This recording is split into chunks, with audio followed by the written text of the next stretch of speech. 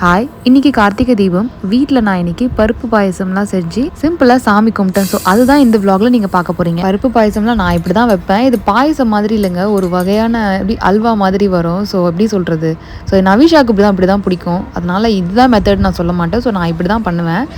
விளக்கு ஏற்றுறதுக்கு முன்னாடி இந்த மாதிரி புதுசாக வந்து விளக்கு வாங்கிட்டு வந்தேன். ஆக்சுவலாக ஜெப்டோவில் தான் நாங்கள் போட்டிருந்தோம். ஸோ அந்த விளக்கு வந்து தண்ணிக்குள்ளே போட்டுட்டு 2 மினிட்ஸ் கழிச்சு நீங்கள் வெளியில் வச்சிங்கன்னா அது ஈஸியாக வந்து ஆறிடும்.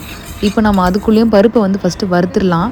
ஆக்சுவலாக இன்றைக்கி கார்த்திகை தீபம். நாங்கள் இப்போ தான் நான் ஆஃபீஸ்லேருந்து வந்தேன்.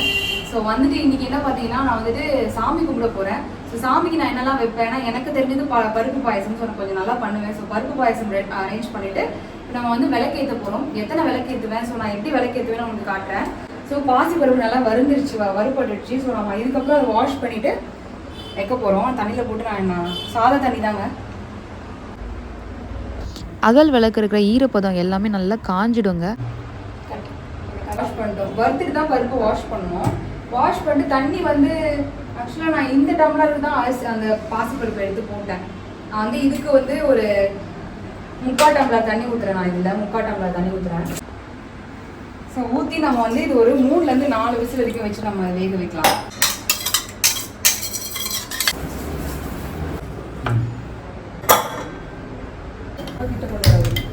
மூணுலேருந்து 4 விசில் வரட்டும். நல்லா மசிய வந்தால் தான் அது சூப்பராக இருக்கும். ஸோ வெயிட் பண்ணலாம். அதுக்குள்ளே நம்ம வந்து விளக்குக்கு ரெடி பண்ணி வைக்கலாம். ஆக்சுவலாக நாங்கள் இது எல்லாமே வந்து ஜெப்டோவில் தான் ஆர்டர் பண்ணியிருந்தோம். ஆர்டர் பண்ண 10 மினிட்ஸ்லேயே வந்துடுச்சு. விளக்கு வாங்கலாம் போக முடியலன்னு சொல்லிட்டு. ஸோ வாங்கின உடனே நான் என்ன பண்ணுறேன், தண்ணியில் போட்டு எடுத்து வச்சிட்டேன் இது மாதிரி. ஸோ விளக்கு நல்லா காஞ்சிடுச்சுங்க. ஸோ இந்த இதுலேயே நம்ம தாராளமாக இதுக்கு மேலே நம்ம விளக்கு வச்சோன்னா அது வந்து வெடிக்காது. விளக்கு தண்ணியில் போட்டுட்டு இந்த மாதிரி ஆறின உடனே நீங்கள் வந்து இதில் நம்ம எண்ணெய் ஊற்றி நம்ம அழகாக விளக்கு ஏற்றிக்கலாம். இப்போ ப்ரிப்ரேஷன் பண்ணுறேன். மொத்தமாக 27 விளக்கு ஏற்றணுங்க. அதாவது 27 நட்சத்திரங்கள் இருக்கு இல்லையா, ஸோ அதுக்கேற்ற மாதிரி தான் சொல்லுவாங்க அந்த கணக்குப்படி.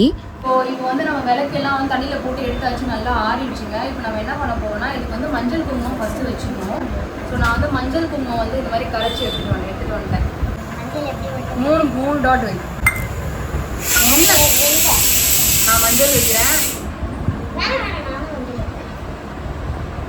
இப்போ நிறைய பேருக்கு டவுட் வரும், சித்ரா ஃப்ரான்சிஸ் ராஜ்குமார் வச்சுருக்கீங்க, அப்புறம் வந்து சாமிலாம் கும்பிட்றீங்க அப்படின்னு. ஆக்சுவலாக எங்கள் வீட்டில் பார்த்திங்கன்னா எங்கள் அப்பா வந்து கிறிஸ்டியன், எங்கள் அம்மா வந்து ஹிந்து. ஸோ அதனால எங்கள் வீட்டில் பார்த்திங்கன்னா நாங்கள் வந்து எல்லாத்துக்குமே போவோங்க சர்ச்சு. ஸோ இன்னும் நாங்கள் வந்துட்டு மாஸ்க் மட்டும் தான் போகல. மற்றபடி நான் வந்து எல்லா கோவிலுமே நாங்கள் போவோம். எங்கள் வீட்டில் அந்த ரெஸ்ட்ரிக்ஷன்ஸ்லாம் கிடையாது. இதை பற்றி நிறைய பேர் என்னுடைய ஸ்கூல் ஆகட்டும், காலேஜ் லைஃப்பில் ஆகட்டும், என்னுடைய சரௌண்டிங்ஸ் எல்லாமே கேட்பாங்க. ஈவன் என்னுடைய சார் லெக்சரர்ஸ் கூட கேட்டிருக்காங்க. அவங்க எல்லாருக்கிட்டையுமே நான் இதே பதில் தான் சொல்லுவேன். மேரேஜ் ஆகி வந்த ஃபேமிலி பார்த்தீங்கன்னா அவங்க கம்ப்ளீட்டாக ஹிந்து. ஸோ அதனால வந்துட்டு நான் எல்லா ஃபெஸ்டிவலுமே இங்கேயும் சரி ஸோ ஈக்குவலாக பண்ணுவோம். அம்மா ஹிந்து அப்படின்றதுனால டோட்டலாக வந்துட்டு நாங்கள் அப்படியே இதுபடியாகவே நாங்கள் பண்ண ஆரம்பிச்சிட்டோம். அதே மாதிரி நவிஷா வந்து எனக்கு ஃபுல்லாக இந்த மாதிரி விஷயத்துலலாம் நல்லா ஹெல்ப் பண்ணுவாள். சின்ன குழந்தைலேருந்தே பார்த்தீங்கன்னா பக்கத்துலேயே வந்து உட்காந்துக்கிட்டு அவள் வந்து ஹெல்ப் பண்ண ஆரம்பிச்சிட்டா. இப்போ மட்டும் கிடையாது, ஒரு 2 to 3 இயர்ஸாகவே அவள் தான் இந்த மாதிரி குங்குமம்லாம் வைப்பா. ஈவன் நான் விளக்கு கழுவி வச்சாலுமே அந்த வேலை அவள்கிட்ட நான் கொடுத்துருவேன். ஸோ அவள் அழகாக கம்ப்ளீட்டாக எனக்கு எல்லாமே பண்ணி கொடுத்துட்டா. நான் வைக்கிறது பாயசம் மாதிரி வராது, சக்கரை பொங்கல் மாதிரி நல்லா கட்டியாக வரும். ஸோ அதனால் நான் வந்துட்டு 3/4 கிளாஸ்க்கு நான் 1 கிளாஸ் வெல்லம் எடுத்திருக்கேன். நீங்கள் பாயசமாக பண்ணிங்கன்னா இதுக்கு 1.5 கிளாஸ் போட்டிங்கன்னா நல்ல ஒரு இனிப்பு கிடைக்கும். ஸோ அதனால் நீங்கள் அப்படி பண்ணுங்கள். நான் நவிஷாக்காக இது வந்து சக்கரை பொங்கல் மாதிரி பண்ணணும் அப்படின்றதுக்காக நான் வந்துட்டு 3/4 டம்ளருக்கு 1 டம்ளர் வெல்லம் எடுத்திருக்கேன்.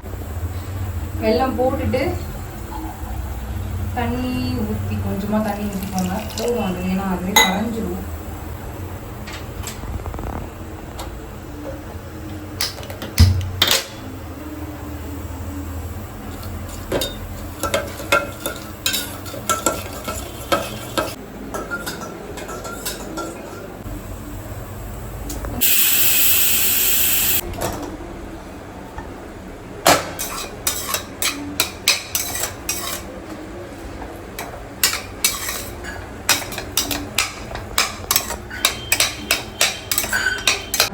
குழைவாக நல்லா வெந்துருச்சு.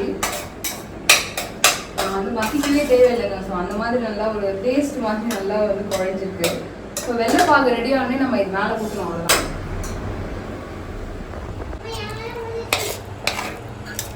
அப்படியே குங்குமம் வெல்லம் கரைஞ்சிடுச்சு நல்லா. இது அப்படியே நம்ம வடிகட்டிக்கலாம்.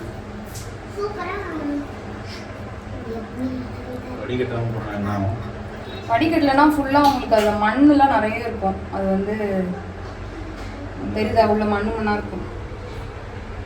ஸோ சாப்பிடுறது வந்து டிஸ்டர்பன்ஸாக இருக்கும், அப்படி போட மாட்டாங்க, மோஸ்ட்டாக வடிகட்டி தான் போடுவாங்க. ஸோ நம்ம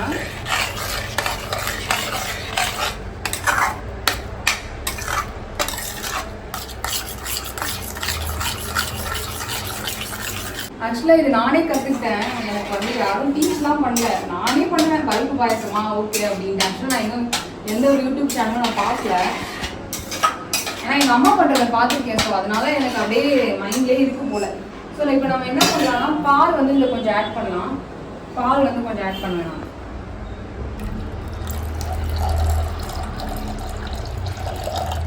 நான் அடுப்பு ஆன் பண்ணிவிட்டு, இதுக்கு மெயினாக என்னென்னா அடிக்கலமான பாத்திரம் தான் நீங்கள் பண்ணணும், இல்லைனா வந்து சீக்கிரமாக அடி பிடிச்சிடும். ஸோ அதனால் நான் குக்கர்லேயே பண்ணிவிட்டுறேன்.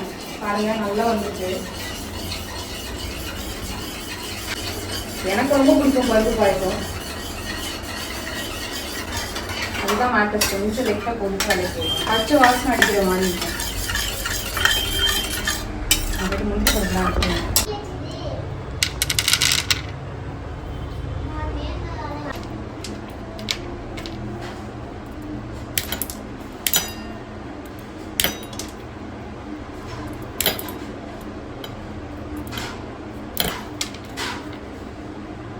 ஃபுல்லாக ஆனதுக்கப்புறம் மஞ்சள் குங்குமம் எல்லாமே இந்த 27 விளக்குக்குமே நவீஷா தான் மஞ்சள் குங்குமம் வச்சு கொடுத்துருக்கா. சூப்பராக பண்ணிட்டேன் அந்த வேலையை. விளக்கில் மஞ்சள் குங்குமம்லாம் வச்சதுக்கப்புறமா இந்த மாதிரி தாம்பூலத்தட்டில் வந்து நம்ம அதை வச்சுக்கிட்டிங்கன்னா எண்ணெய் இல்லைனா நெய் ஊற்றும் போது வந்து உங்களுக்கு கீழே சிந்தாமல் இருக்கும். பாயசத்துக்கு வந்து நம்ம நெய் ஊற்றலாம். ஸோ நெய் தாளித்து ஊற்றுவோம் இல்லையா. நான் வந்துட்டு முந்திரி பருப்பு எங்கள் வீட்டில் நிறைய பேர் சாப்பிட மாட்டாங்க. ஸோ அதனால் நான் வந்துட்டு பிஸ்தாவும் பாதாம் பருப்பும் இந்த மாதிரி கட் பண்ணி எடுத்துக்கிட்டேன். அமுல் கீ வந்து நல்லாவே இருக்குங்க. அமுல் ஐஸ்கிரீம்ஸ் எல்லாமே பார்த்தீங்கன்னா மேட் வித் மில்க் அப்படின்னு போட்டிருப்பாங்க. ஸோ அதனால் தாராளமாக அமுல் வாங்கலாம். சில உங்களுக்கு நம்ம சொல்லியிருப்பேன் ஆல்ரெடி, இந்த சில இதில் வந்துட்டு ஃப்ரோசன் டெசர்ட் சொல்லி மென்ஷன் பண்ணியிருப்பாங்க. ஸோ அது கண்டிப்பாக வாங்கக்கூடாது, பாம் ஆயிலேருந்து அது க்ரியேட் பண்ணுறாங்க. ஸோ அமுல் நல்லாயிருக்கும், வாசனை கூட நல்லா கமகமன்னு வருங்க, நெய் வாசனை அடிக்கும். ஸோ நான் ஒரு 4லேருந்து 5 கரண்டி, எனக்கு நெய் ரொம்ப பிடிக்கும் அப்படின்றதுனால நான் ஒரு 4லேருந்து 5 கரண்டி எடுத்து ஊற்றிக்கிறேன்.